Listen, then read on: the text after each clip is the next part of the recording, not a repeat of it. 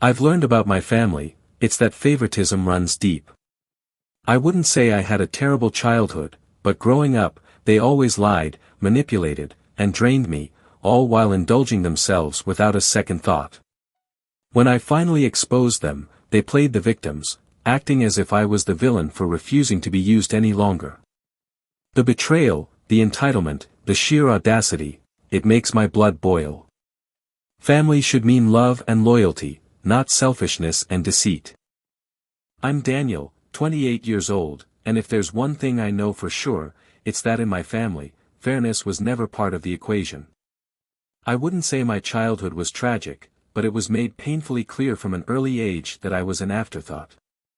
My younger sister, Rachel, was the golden child, the one who could do no wrong, the one who got everything handed to her on a silver platter while I was expected to make do with scraps. She got brand new clothes, I got her hand-me-downs. She got a fully paid-for car at 16, I had to work 2 summers just to afford an old beater.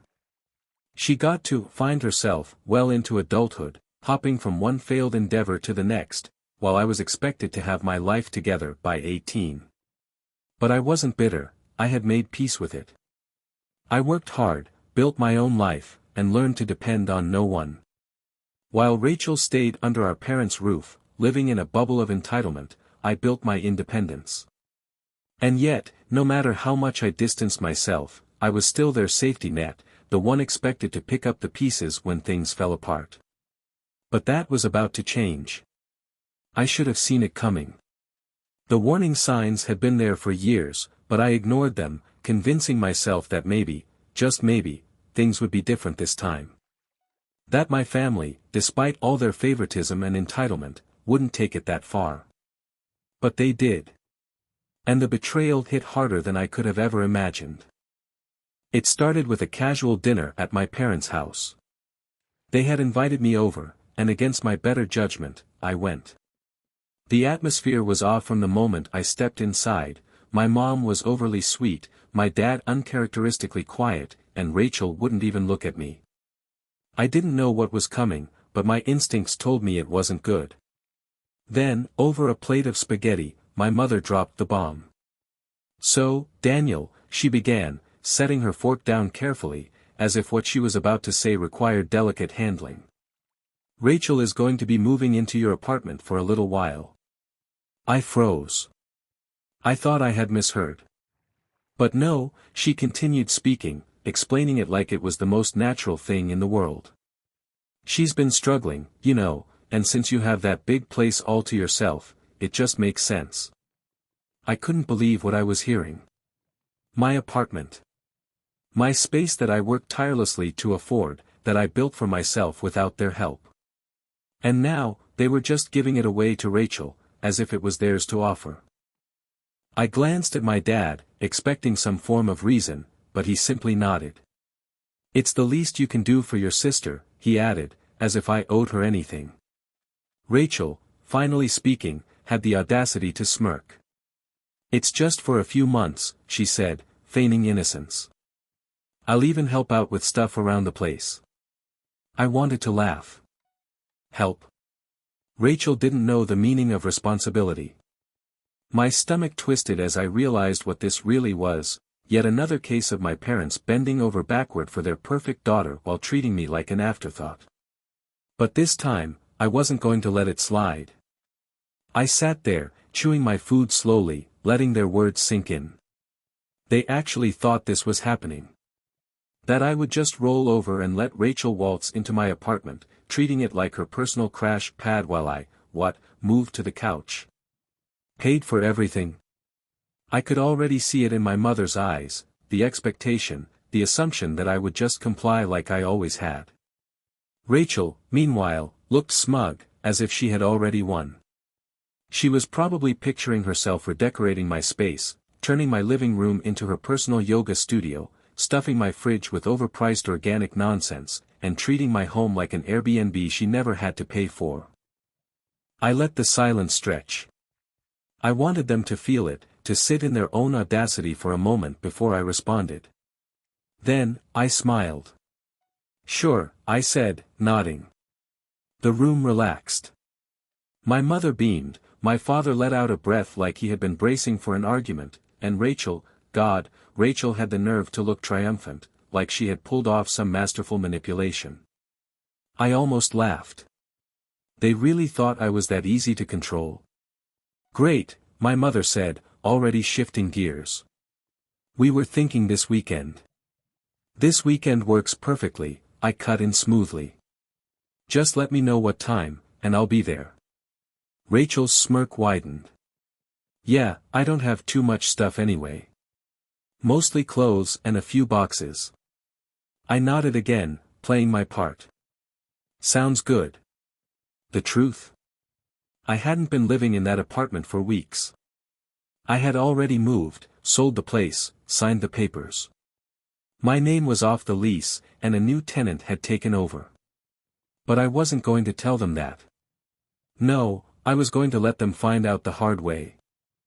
Because for once in my life, I was going to let them walk right into the mess they created. Let them show up, bags in hand, only to realize they had made a catastrophic mistake. And I was going to enjoy every second of it. The moment I answered the phone, I could already hear the frustration in my mother's voice. Daniel, she snapped, her usual fake sweetness completely gone. What the hell is going on? I leaned back against my chair, suppressing a smirk. What do you mean? I asked, keeping my tone light, innocent even. You know exactly what I mean, she hissed. In the background, I could hear Rachel yelling something, her voice rising in pure outrage. My father was speaking too, his deep, clipped tone indicating that he was trying, and failing, to calm her down. I let the silence stretch for just a second too long. Oh, I finally said, dragging it out. You're at the apartment. You sold it? My mother's voice was sharp, disbelieving. You didn't even tell us. The sheer audacity of her words sent a fresh wave of anger through me. I gripped the phone a little tighter, my knuckles turning white. This woman who had decided, without even consulting me, that my home was now Rachel's, was acting like I was the one who had blindsided them. I exhaled slowly, forcing myself to stay calm. I did. Weeks ago. More yelling erupted from the other end.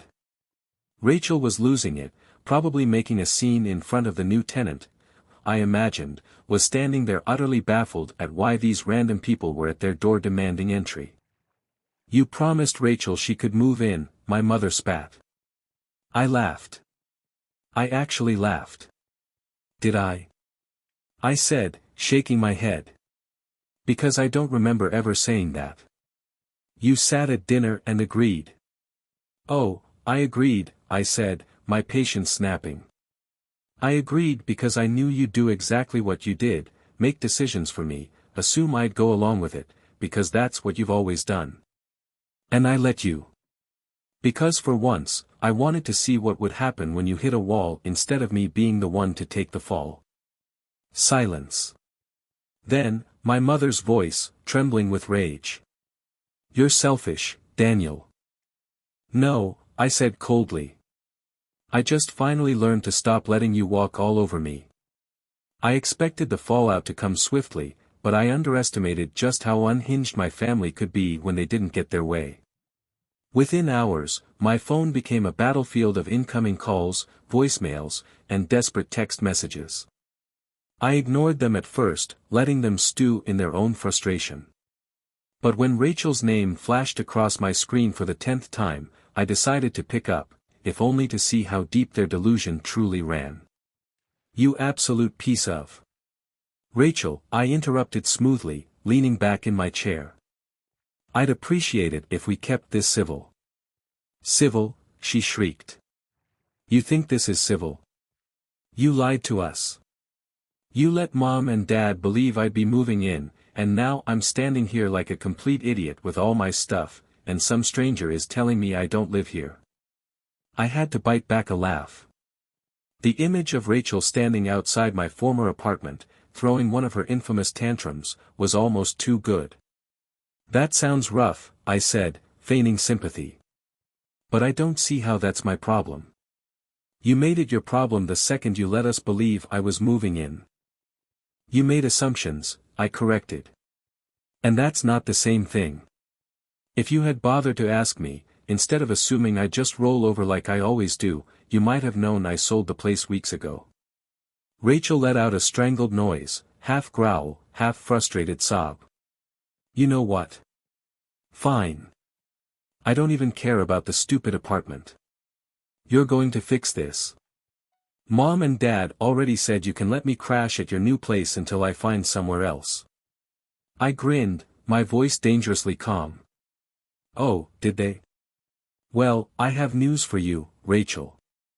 That's not happening either. A stunned pause. What? I don't owe you a place to stay. I don't owe you anything. I let the finality of my words sink in. Figure it out, Rachel. Just like I always had to. Then, with a slow, satisfied breath, I hung up. The first real moment of satisfaction came the next morning when I woke up to complete silence. No texts. No calls. No guilt-tripping messages or veiled threats disguised as concern. It was eerie, almost unnatural, considering the storm I had unleashed the day before. But I knew better than to think they had suddenly given up. No, this was the eye of the hurricane, the moment before the second wave of chaos hit. I poured myself a cup of coffee, savoring the rare peace, and checked my email. And there it was, an update I had been waiting for.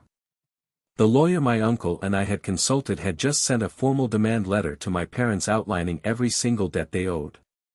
The final number was staggering. I smirked as I imagined their reactions, picturing my mother clutching her pearls in manufactured disbelief while my father tried and failed to come up with an excuse. By noon, the silence shattered. My phone lit up with frantic messages from Rachel. Rachel, what the hell did you do? Rachel, Mom's freaking out, Dad's saying he's going to get a lawyer. Are you happy now? Rachel, are you even going to answer, or are you just enjoying this? I was enjoying this. Instead of responding, I took my time. I went to the gym. Grabbed lunch. Ran some errands. I let them stew in their panic. Let them feel what it was like to be powerless, to be at the mercy of someone else's decisions. By the time I finally replied, hours later, I kept it simple. Me, you should have thought about this before stealing from everyone. Her reply came instantly. Rachel, you're a monster. I laughed out loud. No, I wasn't the monster. I was just the first person in their lives who had finally said, enough. And nothing had ever felt better. The fallout came faster than I expected. My parents had built their entire lives around manipulation, weaving a web of guilt, obligation, and half-truths to keep people under their control. But now, for the first time, they were trapped in their own web, struggling against the threads they had spun for decades. And I wasn't lifting a finger to help them. It started with Rachel. After our last exchange, she must have realized I wasn't going to budge. So she did what she did best, she ran to my parents, playing the loyal daughter, feeding their delusions that they were the victims in all of this. I imagined the scene at their house, my mom pacing, wringing her hands, already planning how to spin this into another sob story. My dad sitting stiffly at the dining table, gripping his coffee cup, trying to convince himself that he could talk his way out of this. They were predictable, almost pathetic in their desperation. By midweek, they made their first real move. My uncle called me, his voice tinged with amusement. Your parents tried to have a family intervention to talk sense into us, he chuckled. Didn't go the way they hoped. Apparently, my parents had gathered a few relatives, mostly the ones they still had influence over, and tried to frame the situation as an unfair attack. They spun their usual lies, they were just struggling, they just needed time, and I had blown everything out of proportion. But my uncle had come prepared. He pulled out the documented debts, the proof of their extravagant spending, the blatant lies they had fed everyone for years. The tide had turned, and even the family members who once defended them were now shifting uncomfortably in their seats. Rachel texted me again later that night. "Rachel, you've humiliated them. I hope you're proud." Me, they humiliated themselves. The silence that followed was deafening. I could feel it, the moment they finally realized they had no more control over me. And that was only the beginning. The storm finally broke one evening with a single knock at my door. I had been expecting it, yet when it came, a pulse of adrenaline still surged through me. Through the peephole, I saw them, my parents, standing rigidly on my doorstep, Rachel hovering just behind them, arms crossed. Their faces were tight with exhaustion, but there was something else too, desperation. They had reached the edge of the cliff, and they knew it. I opened the door but didn't step aside. "This is a surprise," I said flatly. My mother tried first, her voice a careful mixture of softness and authority. "Daniel, can we come in? We need to talk." I leaned against the frame, shaking my head. "No, we can talk right here." Her eyes darkened, flickering to my father, who clenched his jaw. He was always the one to play the last resort card, the anger, the intimidation. "This has gone far enough," he said, voice low but brimming with suppressed rage. "You're tearing this family apart." I almost laughed. I didn't take thousands from family members and spend it on luxury vacations.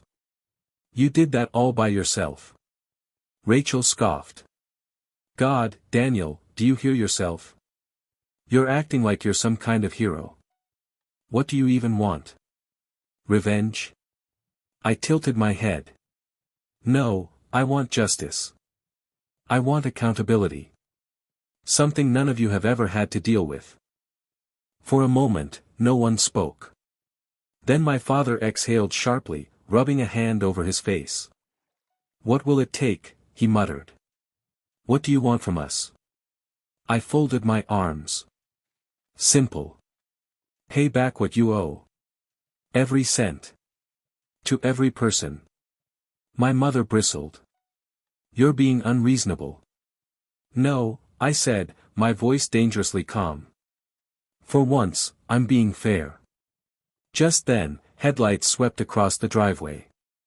My uncle's car. The lawyers. I watched as realization dawned in their eyes. This wasn't a negotiation anymore.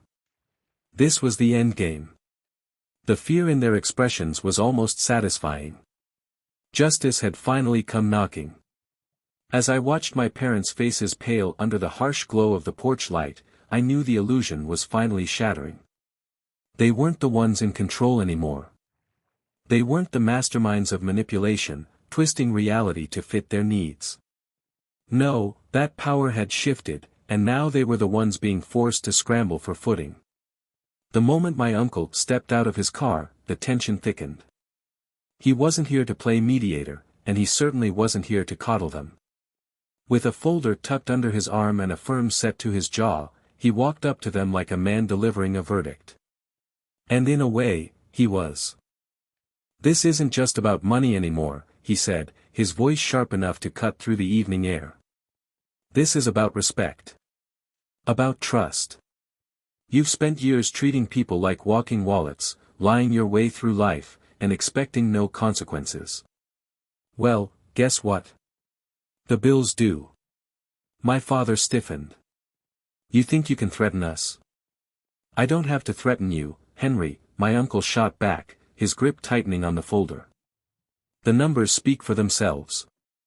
Bank records, signed IOUs, digital proof of every excuse you ever used. You didn't just borrow money, you stole it. And if you don't start paying it back immediately, legal action will follow." Rachel's face twisted with a mix of disbelief and rage. "This is insane," she spat. "You're all just trying to ruin us." "No," I interrupted, my voice calm but firm. "You ruined yourselves." I could see my mother's breathing grow uneven, the weight of reality finally pressing down on her. My father, always so full of bluster, had no words now. For the first time, they had no way out, no convenient scapegoat, no magic trick to pull.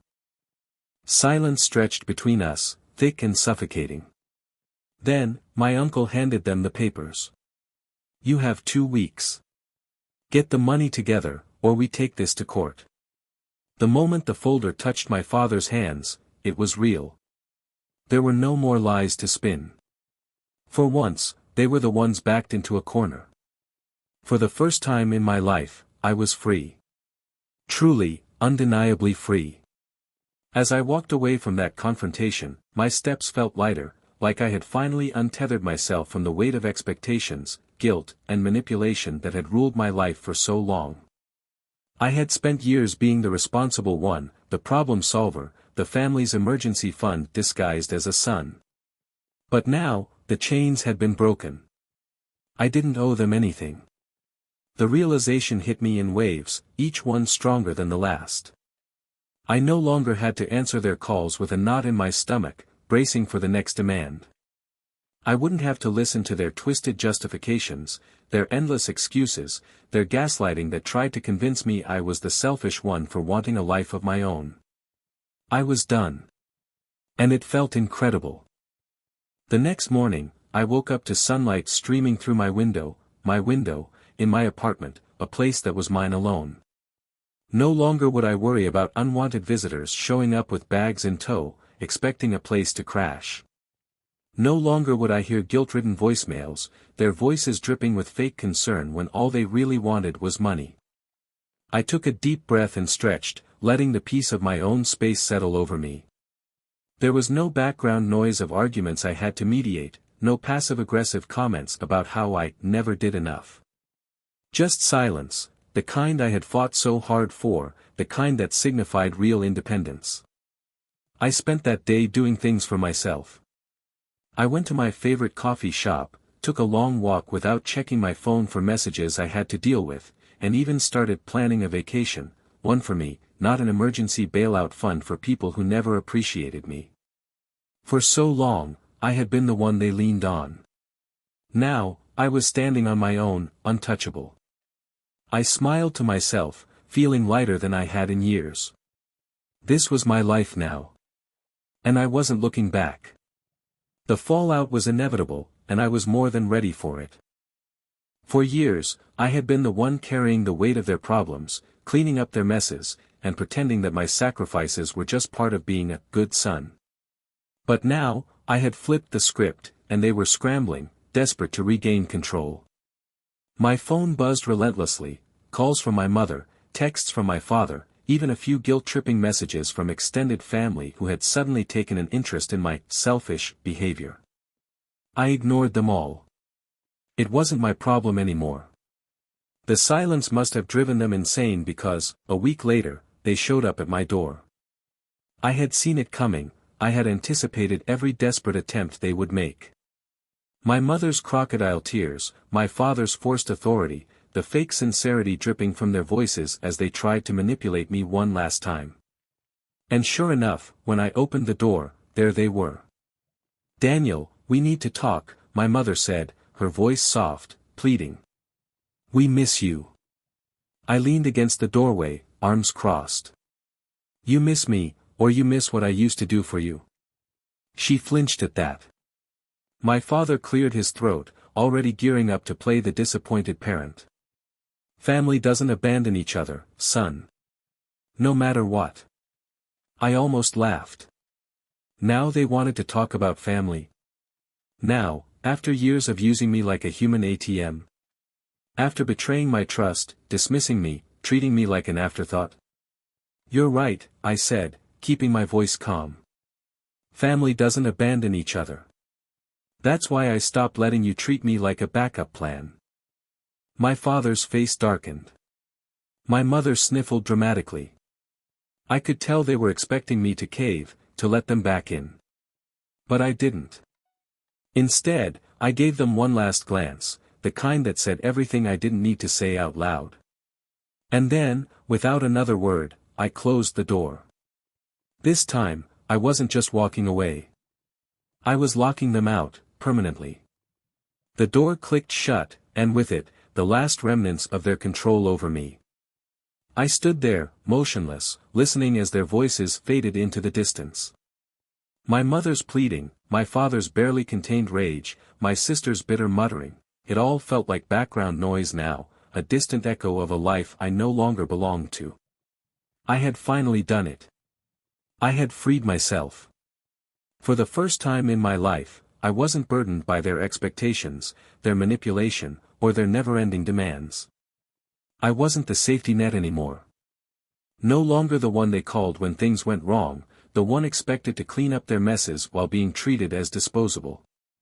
That version of me was gone. I walked to my kitchen, the silence of my apartment feeling foreign yet comforting.